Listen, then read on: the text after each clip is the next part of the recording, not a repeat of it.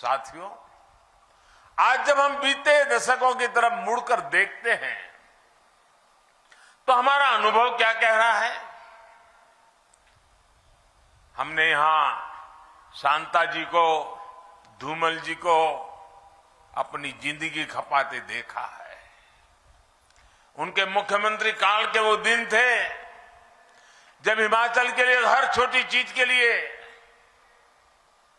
हिमाचल के अधिकार के लिए भारतीय जनता पार्टी के नेताओं को, कार्यकर्ताओं को लेकर के दिल्ली में जाकर के गुहार लगानी पड़ती थी, आंदोलन करने पड़ते थे। कभी बिजली का हक, कभी पानी का हक, तो कभी विकास में हक मिले, भागीदारी मिले। लेकिन तब दिल्ली में सुनवाई नहीं होती थी।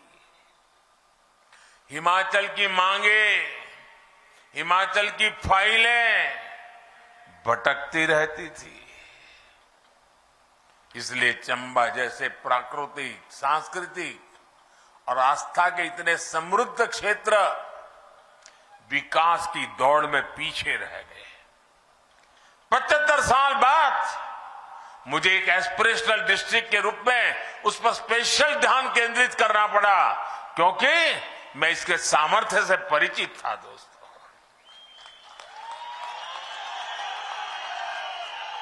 सुविधाओं के अभाव में आपके यहां रहने वालों का जीवन मुश्किल था। बाहर से आने वाले पर्यटक भला यहां कैसे पहुंच पाते। और हमारे यहां चंबा का गीत अभी जयराम जी याद कर रहे थे, जम्मू एदी राहें चंबा कितना अक दूर।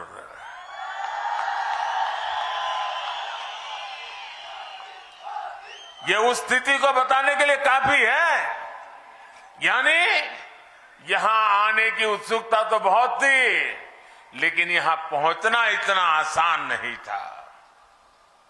और जब ये जयराम जी ने बताया केरल की बेटी दिव्या के विषय में, देविका ने कैसे, और एक भारत श्रेष्ठ भारत का सपना ऐसे ही पूरा होता है।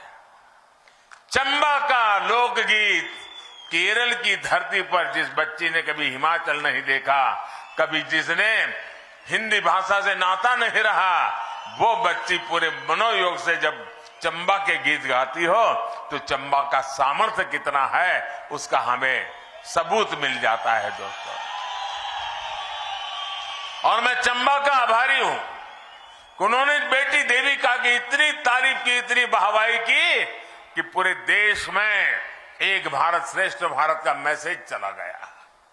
एक भारत श्रेष्ठ भारत के प्रति चंबा के लोगों की भावना देखकर मैं भी अभिभूत हो गया था।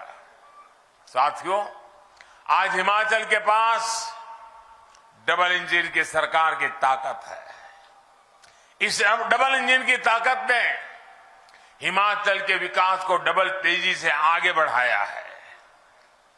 पहले सरकारें सुविधाएं वहां देती थी जहां काम आसान होता था, जहां मेहनत कम लगती थी और राजनीतिक लाभ ज्यादा मिल जाता था।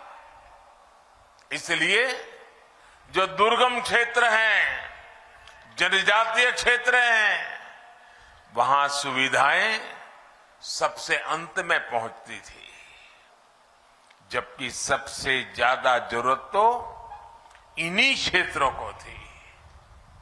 और इससे क्या हुआ?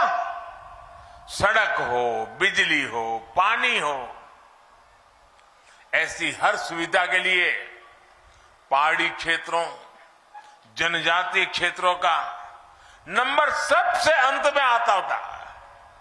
लेकिन डबल इंजन की सरकार का काम, हमारा काम करने का तरीका ही अलग है।